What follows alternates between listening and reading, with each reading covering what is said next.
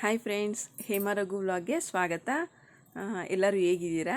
ಎಲ್ಲರೂ ಚೆನ್ನಾಗಿದ್ದೀರಾ ಅಂದ್ಕೊಂಡಿದ್ದೀನಿ. ನೋಡಿ, ನಾನು ಇವತ್ತು ಗುರುವಾರದ ವೀಡಿಯೋ ಮಾಡ್ತಾಯಿದ್ದೀನಿ.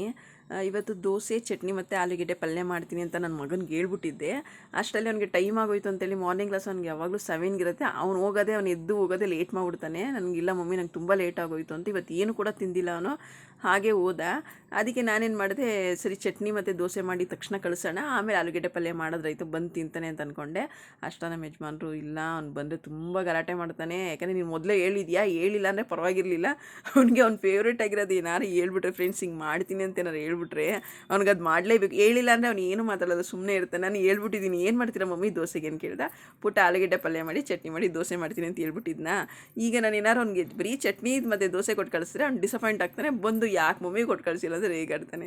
ಅದಕ್ಕೆ ನಮ್ಮ ಯಜಮಾನ್ರು, ಬೇಡ ನೀನು ತಲೆ ಕೆಡಿಸ್ಕೊಬೇಡ, ನಾನು ಬಂದು ಸಿಪ್ಪೆ ಎಲ್ಲ ಬಿಡಿಸಿ ಸ್ಮ್ಯಾಶ್ ಮಾಡಿಕೊಡ್ತೀನಿ, ನೀನು ಒಗ್ಗರಣೆ ಹಾಕಿ ಪಲ್ಯನೂ ಕೂಡ ಮಾಡು, ಒಂದು 5 ನಿಮಿಷ ಲೇಟ್ ಆಗ್ಬೋದು ಪರವಾಗಿಲ್ಲ, ಚಟ್ನಿ ದೋಸೆ ಮತ್ತು ಆಲೂಗೆಡ್ಡೆ ಪಲ್ಯ 3 ಕೊಟ್ಟು ಬರ್ತೀನಿ ಅಂತೇಳಿ ಅವರು ಬಾಕ್ಸ್ಗೆ ಹಾಕ್ಸ್ಕೊಂಡು ತೊಗೊಂಡು ಕೊಟ್ಟು ಬರೋಕ್ಕೆ ಹೋದ್ರು. ಯಾಕಂದರೆ ನಾವು ಟೈಮ್ ಆಗಿಬಿಡುತ್ತೆ. ಬೆಳಗ್ಗೆ ತಿಂದೋಗಿದ್ದೆ, ಸ್ವಲ್ಪ ಪರವಾಗಿಲ್ಲ ಲೇಟ್ ಹಾಕೊಂಡು ಹೋಯ್ತಾನೆ. ಬೆಳಗ್ಗೆ ಏನು ಕೂಡ ತಿಂದಿಲ್ಲ, ಹಾಗೆ ಹೊಟ್ಟೋಗ್ಬಿಟ್ಟ.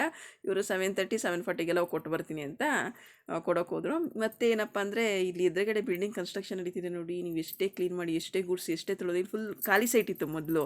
ಈಗ ಈ ಬಿಲ್ಡಿಂಗ್ ಎದ್ಮೇಲೆ ನೀವು ಎಷ್ಟೇ ಕ್ಲೀನ್ ಮಾಡಿದ್ರು ಧೂಳು ಸಿಮೆಂಟು ಗಲೀಜು ಆಗೇ ಆಗುತ್ತೆ. ಮತ್ತು ಏನೋ ಸ್ವಲ್ಪ ಬಿಸಿಲು ಬರೋಂಗಿದೆ ನೋಡಿ. ಇವತ್ತು ಸಿಕ್ಕಾಬಟ್ಟೆ ಗಾಳಿ ಫ್ರೆಂಡ್ಸ್. ಚಳಿ ಅಂದರೆ ಚಳಿ, ಹಿಮ ತುಂಬ ಸುರಿಯುತ್ತೆ ಮತ್ತು ಸಿಕ್ಕಾಬಟ್ಟೆ ಗಾಳಿ ಇದೆ.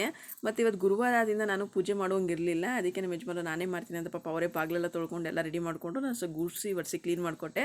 ಮತ್ತು ಹೂವು ಸ್ವಲ್ಪ ಇತ್ತು, ಬಿಡು ಪರವಾಗಿಲ್ಲ. ಮತ್ತು ನಾನು ದೇವಸ್ಥಾನ ತೊಳೆಯೋಣ ಇವತ್ತು ಅಂದ್ಕೊಂಡೆ. ಮತ್ತು ತೊಳೆಯಂಗಿರಲಿಲ್ವಲ್ಲ, ಬಿಡು ಒಂದೊಂದೇ ಹೂವು ಇಟ್ಟು ಪರವಾಗಿಲ್ಲ, ದೇವ್ರ ಪೂಜೆ ಮಾಡಬೇಕಲ್ವ, ಗುರುವಾರ ಪೂಜೆ ಮಾಡೋದು ಹೆಂಗಿರೋದು ಅಂತೇಳಿ.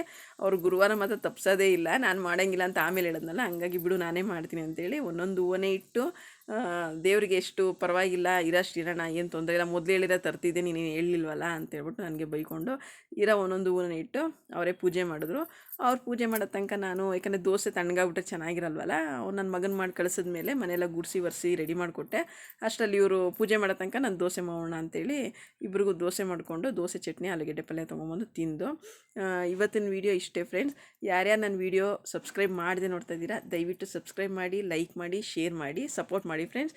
ಇಷ್ಟೇ ಫ್ರೆಂಡ್ಸ್ ಇವತ್ತಿನ video. Thank you, bye friends.